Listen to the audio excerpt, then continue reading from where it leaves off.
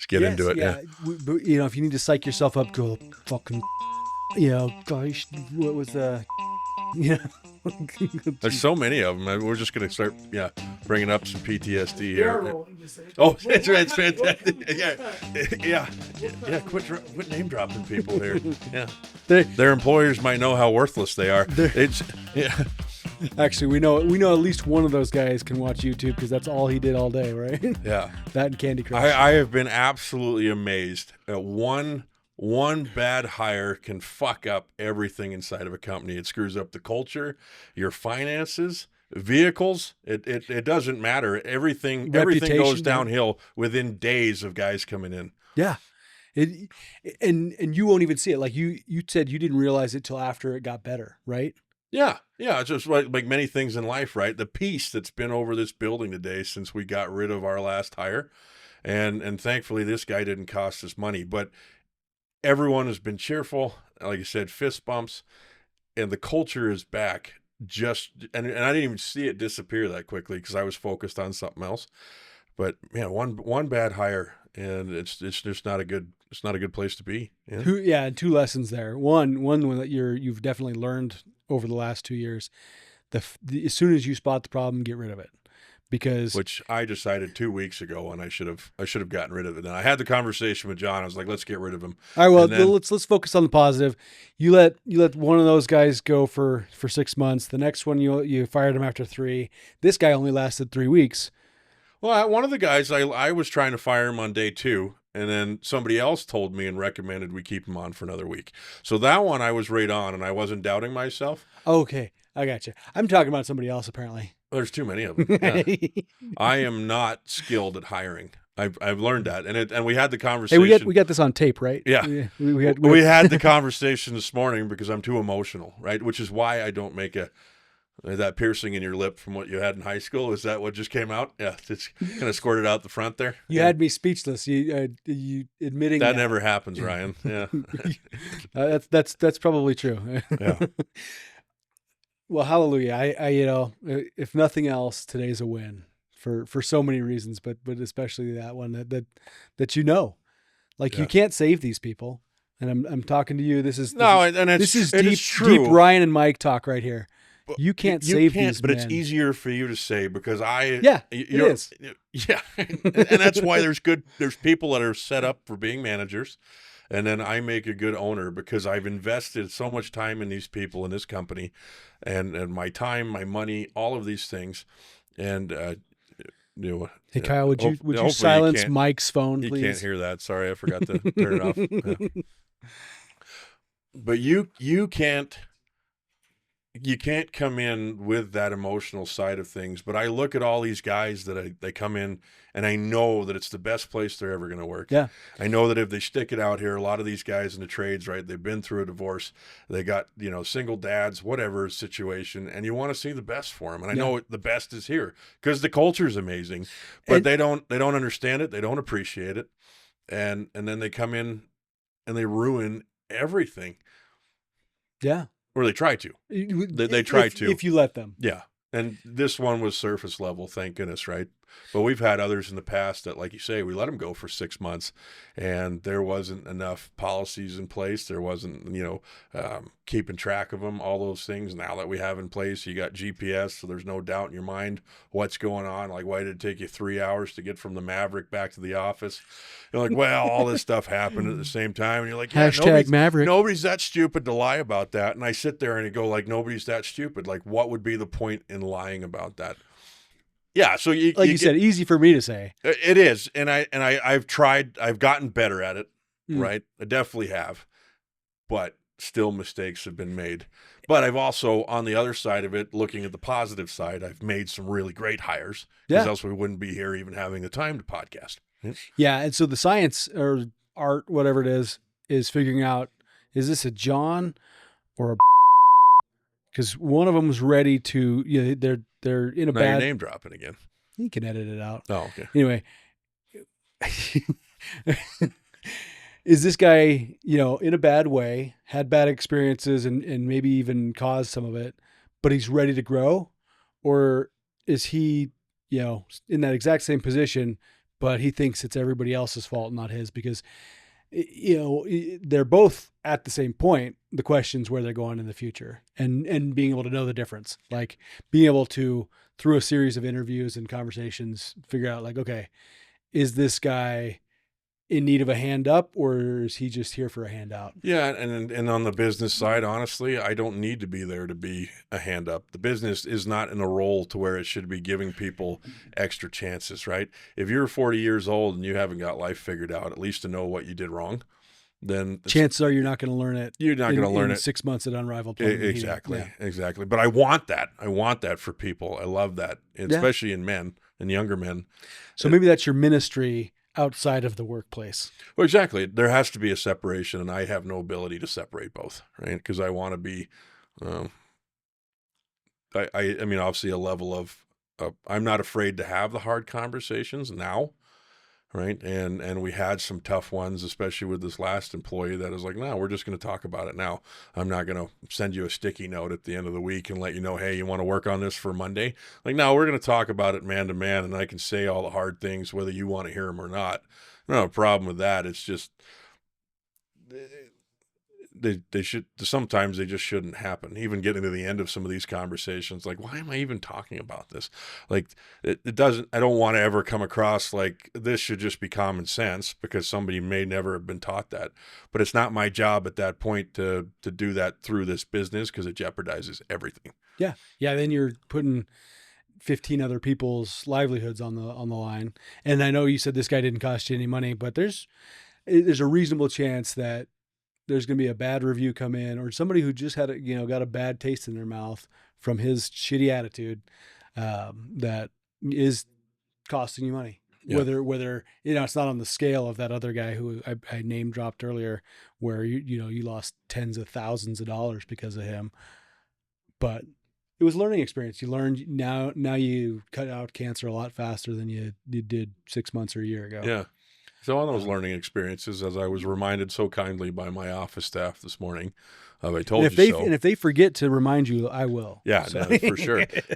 What did I learn from this scenario? And red flags, right? You hear a lot of them about in relationships.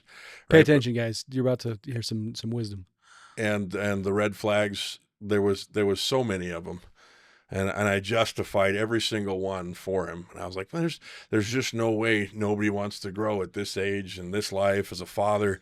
Like, it's like, yeah, you're working on it. It's great. Do that, and how awesome you are and stuff. And then it was, within the first 2 days, there was 2 more red flags. And I was like, yeah, maybe he just doesn't know. He never worked in a work environment like this before, right? So it's like, well, now I'll just tell him. And then while I was telling him, a couple more red flags came up. And I was like, well, yeah, but he's working on it. He said he was going to work on it. When it was too many things to work on. So this idea that you... And he wasn't actually working on any of them. No, he was. Oh, okay. It really was. And so that was really difficult to get past on the emotional side of things too. Because then you go, okay, he says he's really trying, and he was trying, but it wasn't enough, because there was, say he had 6 things that he had to work on, and a lot of them were related to soft skills. Yeah. Right. And don't be a shithead. Yeah. And so there was only 2 of them that he was able to work on, because you're only capable to do so much. Right. And so we were asking, focus on the one thing, right? We were asking too much for him to do based off of his character. And that was on him, not on us, right? There's huge expectations when you come here. And the problem is, if he'd have stayed on for another couple of weeks, I probably would have lost one of my other guys, you know, and that certainly wasn't worth it. No, absolutely not. My wife, who's much wiser and smarter than I am, and better read now too. One of her favorite things that she shared with me that she read was, you've done a lot of work on yourself, but don't expect everybody else to have done that work. Yeah. Like we read good books, and we're trying to be better men and better business owners, husbands, fathers, sons, all that good stuff. Most of the world, they think their shit don't stink, and they think they're pretty good at what they're doing already, and they don't need to work on it. They think that we're the ones who need to work on it. So don't expect them to have figured it out. And that's such a even though it's an ego that's in there, right? It's still a victim mentality, right? It's not the depressed victim that you see. I'm not a jerk. All these guys just don't know how to take a joke, or whatever. Yeah, exactly. Like everyone's overly sensitive, and that's what I heard. And I was like, there's 15 people here, and you're the only one that has an issue. Like, and they can't see it. Yeah. You know? Don't expect other people to have done the same work. So yeah. And if you get that expectation out of your head that, hey, this guy's going to work hard and he's going to try to improve himself. No, he already thinks he's got his stuff figured out. He thinks you're the idiot, And And I've told myself this 100 times of hire slowly and fire quickly. Mm-hmm.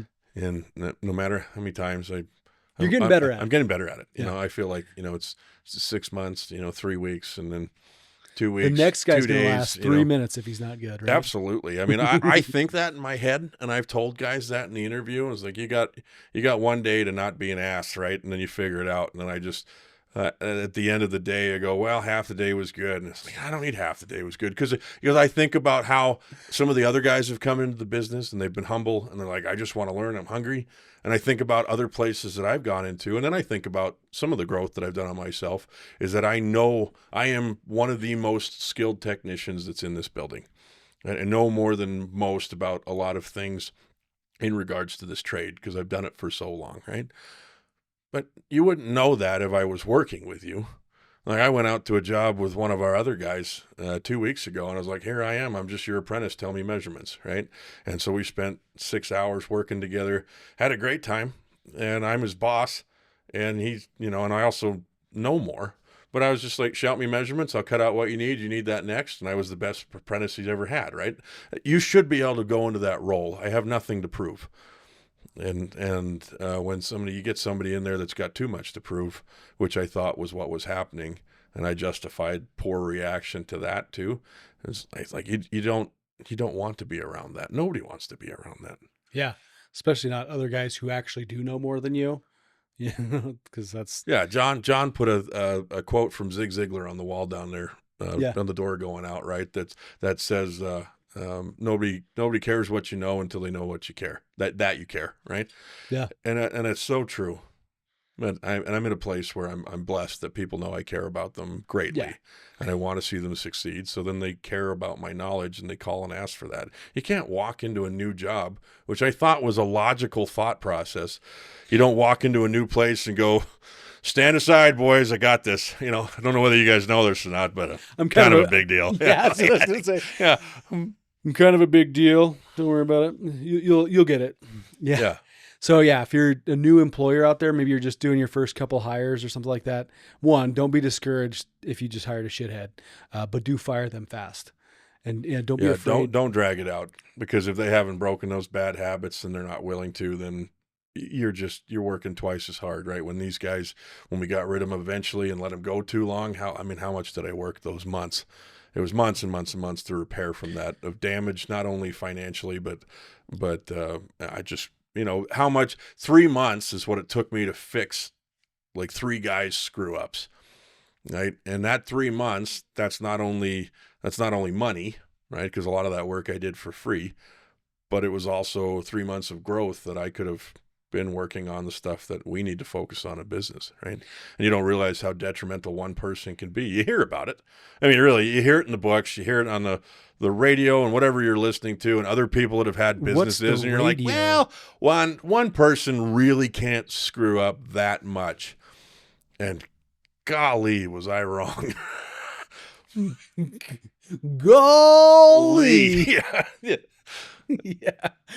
So wrong. If you want to figure out how bad one person, or like how much shit one person can wreck, hire a narcissistic asshole who thinks he knows it all and is never going to apologize for messing stuff up. Yeah. I think last week or 2 weeks ago, somebody was going out to fix something that somebody who got fired 6 or 8 months ago, something else that was just discovered. Like, you spent that 3 months repairing all the, relationships and broken boilers and stuff like that. A year later, I'm still paying for the guy. Yeah. And I think probably the most valuable thing that he destroyed, or that they can destroy, is your employees' trust in you. Absolutely. Yeah.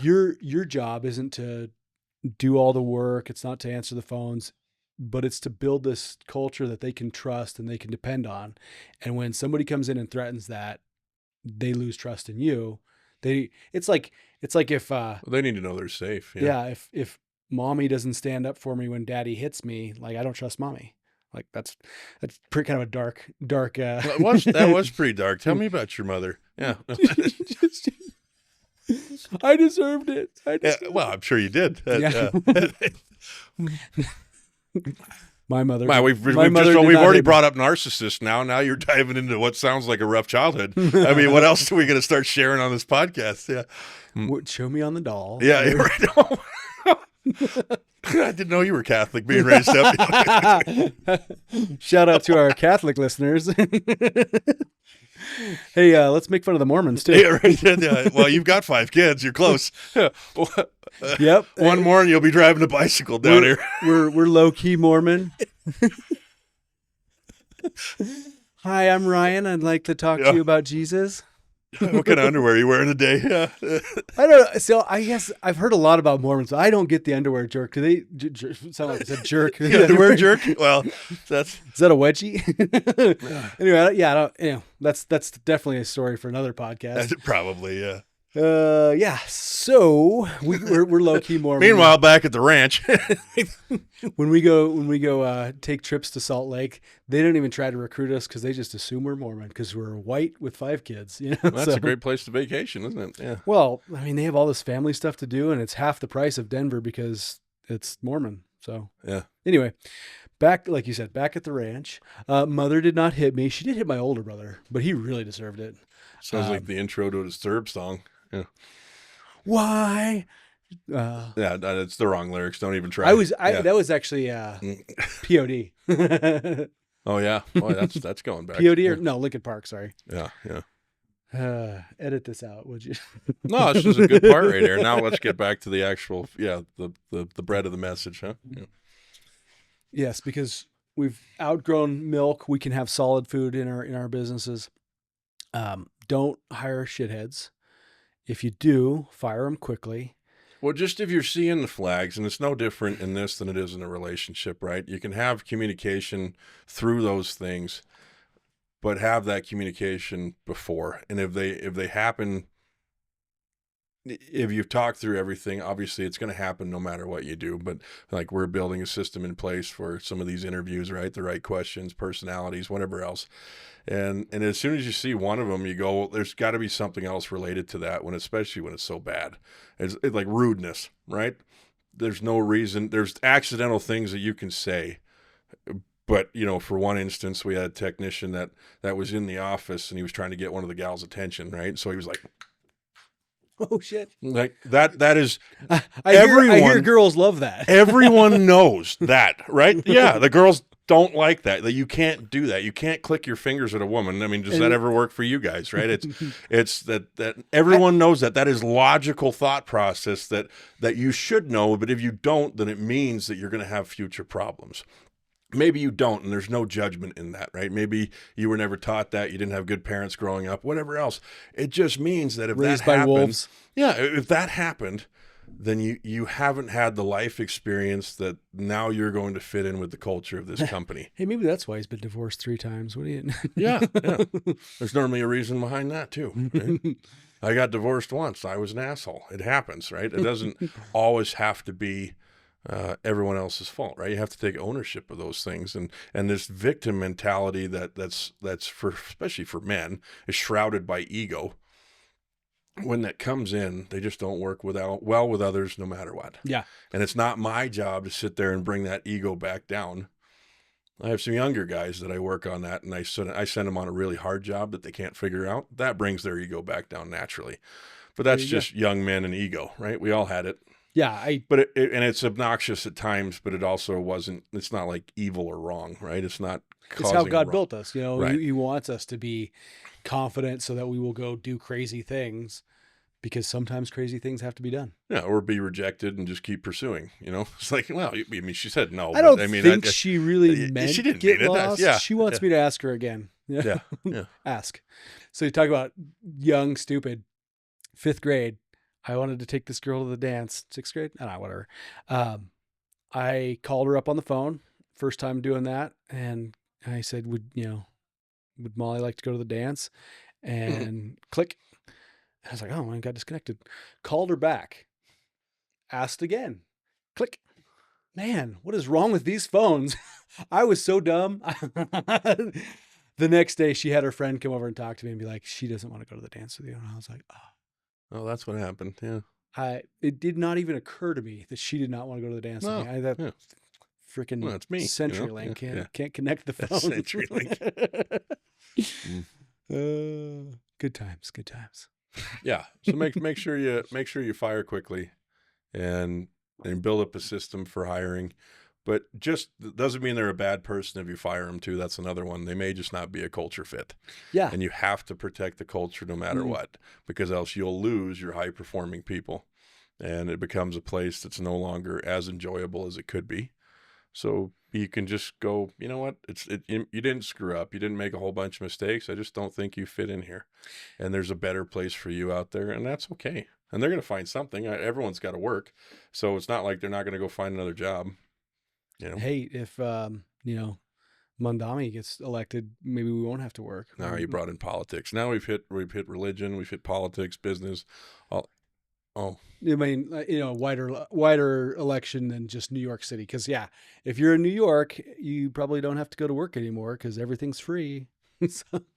But we live in the real world. So you want to talk politics? Is that what you said? Yeah, no desire. Yeah. I have an opinion about many things, but my ignorance on politics is still have opinions on it, but I don't share them very often. But I don't even know the name that you just said. I don't even know who the heck that is. Yeah. Well, let me tell you. Yeah. No, I'm just joking. Let me show you something. Well, have you ever read Good to Great? Really good book, Good to Great. Especially if you're trying to build a business and you've got kind of a start and you're doing okay, but you aren't okay with okay, and you're like us where you want to have the biggest, best place to work, best customer service, best everything possible. Good to Great's a great book because he talks about how really successful companies went from just being okay to being amazing, great, or great, like that. And makes sense. I mean, with the title and all, well, it really gets you. One of the biggest things that he pointed out is that every single one of them, they had an optimistic perspective on where they were going and stuff like that, but they were very realistic in evaluating what their flaws and shortcomings were, what the problem was basically. And so by you saying like, hey, I'm not a good hiring manager, that's acknowledging the problem. Now we can be optimistic and say, hey, this is where we can grow in that and hire. Yeah, 9 times out of 10, I am the problem. Yeah. 9.5, maybe. I don't know. No, but same size as your feet, huh? Yeah. No, but thanks. Anyway, good book to read and great way to take your business from just being okay. Because if you're okay with okay, fine. But if you want to be great, let's go.